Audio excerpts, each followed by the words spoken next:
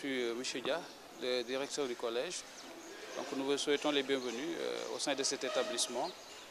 Nous sommes là depuis le mois de septembre passé et nous sommes très confortés de votre visite qui vient nous appuyer dans notre entreprise de développement durable. Donc soyez les bienvenus. Vous allez rencontrer les enfants qui vont vous présenter ce qu'ils ont fait avec le suivi de leurs encadreurs. Bienvenue au Collège Bilingue et bonne visite. Bonjour, nous sommes venus dans cette école parce que suite au concours que nous avons lancé pour sélectionner l'école la plus écologique du Sénégal, cette école a été retenue comme étant une école qui réellement est une des meilleures, qui promeuvent les questions de développement durable, les questions environnementales, les questions de préservation de l'énergie. Et nous avons choisi cette école parce que non seulement au niveau théorique, les enseignants se sont mobilisés pour encadrer les enfants pour qu'ils puissent réellement apprendre ce que c'est que le développement durable, mais également les élèves même ont été impliqués dans des activités de recherche sur la question. Les élèves ont été impliqués dans des activités concrètes sur le terrain, comme vous allez le voir dans les interviews. Et ensuite, ce qui est intéressant dans cette école, c'est que tout ce qu'ils apprennent ici en théorie, ils l'appliquent à la maison quotidiennement dans leur vie. Et vous allez voir aussi des interviews des élèves qui montrent à la maison comment ils pratiquent les questions qui sont liées donc à l'environnement, au développement durable et à la préservation de l'énergie. Et nous pensons que c'est un bon modèle et notre objectif in fine, c'est qu'au cours du prochain biennium, nous puissions avec la section des écoles associées capitaliser ce modèle-là, le promouvoir et faire en sorte que toutes les écoles associées puissent épouser ce modèle-là qui, pour nous, est un bon modèle à promouvoir pour réellement permettre de changer les comportements. Et l'école est un des moyens les plus importants pour permettre de former de nouveaux citoyens qui sont soucieux de l'environnement, qui sont soucieux de la préservation de l'énergie. Ce projet a été né d'abord par le fait que moi-même, j'étais auditrice à l'ACUSE et j'ai fait une recherche concernant l'éducation au développement durable. Quand on était arrivé au collège, on a trouvé que le collège a déjà des dispositifs concernant les panneaux solaires. Et nous deux, on s'est concertés, on s'est dit pourquoi ne pas installer, pourquoi ne pas mettre un projet concernant le développement durable au collège. Pour ce faire, nous avons formé une équipe de 12 élèves. En fait, l'objectif de ce projet, c'est de sensibiliser les gens au concept de développement durable. Que le développement durable n'est pas en fait un concept à la mode tout simplement, mais qu'il faut l'utiliser, agir concernant le développement durable dans la vie quotidienne. Il faut que les gens changent de mentalité et de comportement pour ce faire, parce que changer le comportement et la mentalité, ça ne suffit pas. Mais il faut agir dans la vie quotidienne, agir tous les jours.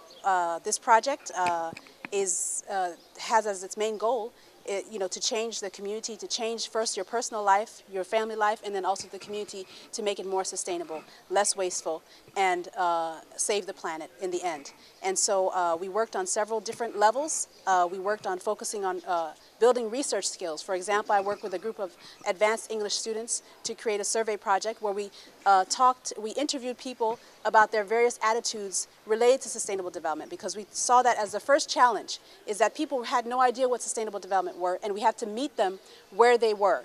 And so we asked questions. The students created questionnaires on how people spend their money, how people live their lives, what they thought about pollution, and the technology in their homes. And they found out a lot of different, they collected a lot of data. I helped them, taught them how to analyze and code that data in Excel. They used Excel also to create charts and graphs and develop posters that are at the level of the university student. And so they created those posters to kind of also increase the different kind of awareness building related to sustainable development. So not only did we do research on sustainable development themes such as climate change, air pollution, water pollution, and we presented those to the student body, but we also did research on the student body itself, and we presented that to the students so that they could see what they thought and what their peers thought about pollution and sustainable development. Bonjour, je m'appelle Lara, j'ai 12 ans et je vais vous expliquer qu'est-ce que c'est le Club Développement Durable. C'est un groupe d'élèves choisis pour sensibiliser les élèves par rapport au développement de la planète. L'objectif, c'est le collège bilingue connaît le développement durable, agit pour le développement durable et sauve la planète. Madame Lié et Madame Duval qui nous ont choisis. Voilà. Good morning, ladies and gentlemen. Last year we did a research on water and pollution. We're going to present our project.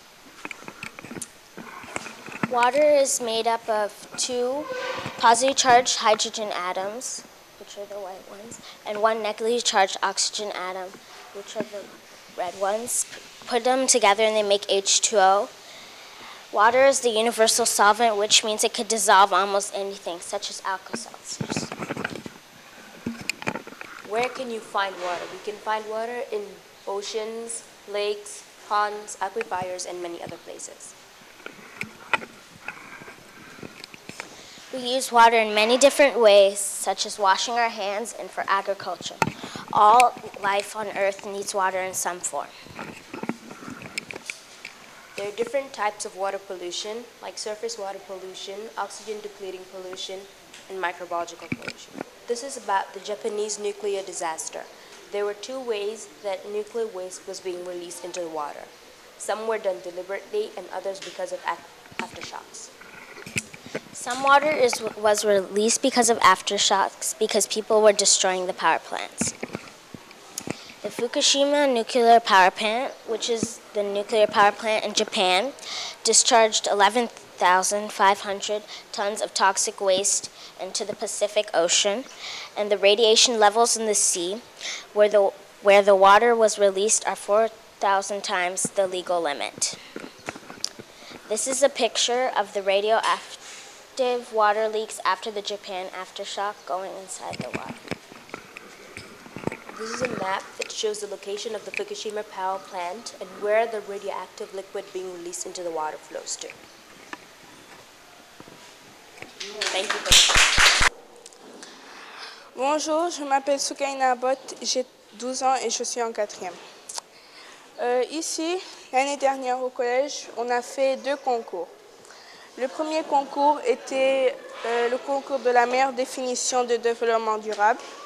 Il y a ces 3-là et c'est cette définition qui a gagné, qui a été écrite par Tahira Brod, élève de 5e.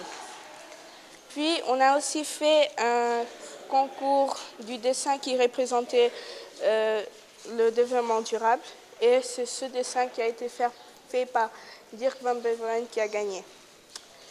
Puis aussi, then in English class with Madame Duval, a group of students did 3 surveys that they presented to the whole school on how, about pollution, if we spend our money sustainably. Bonjour, je m'appelle Fernie Diop et je vais vous présenter le Kanakla.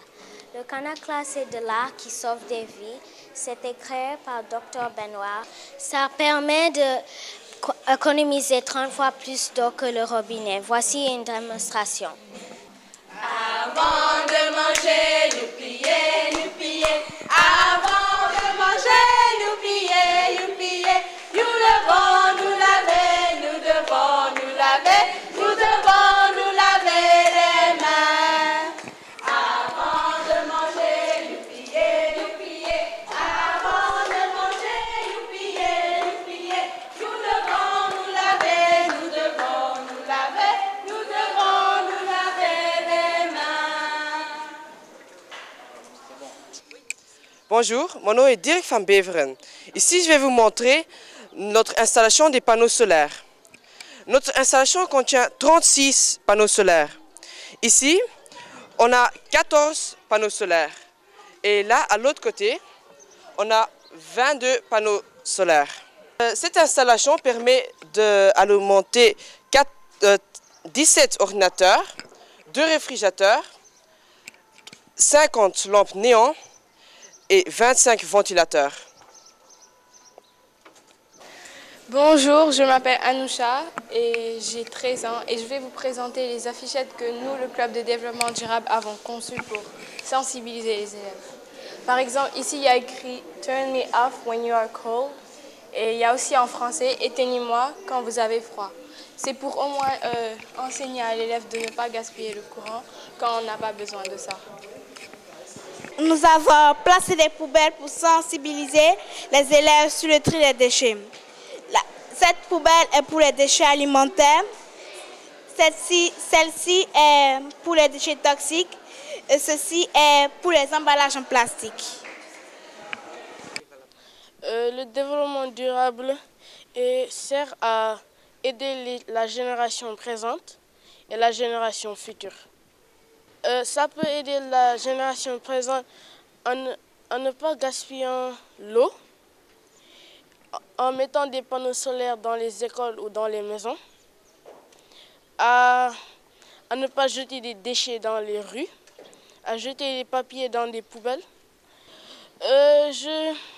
J'applique ça à la maison en disant à mes parents et à mes frères d'éteindre les lampes et les ventilos ou les climatiseurs à chaque fois qu'ils sortent de la chambre ou quand on les envoie pour aller acheter quelque chose à la boutique, de toujours éteindre la télé, tout ce genre.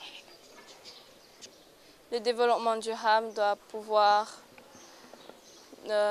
est un projet qui nous sert à économiser des ressources pour que les générations futures puissent les utiliser. Je sais qu'il y aura certaines personnes qui vont être conscients de notre planète, du développement durable et qui vont tout faire pour que la planète soit bien. Je dis à mes voisins, à ma famille d'économiser l'eau, le courant. Et je dis aussi que les papiers, il ne faut pas les gaspiller. Comme ma petite sœur, elle aime beaucoup dessiner et alors à chaque fois elle prend des papiers, mais je lui dis d'économiser. Et les voisins, à chaque fois qu'ils jettent quelque chose par terre, je leur dis de ramasser et de mettre ça dans une poubelle.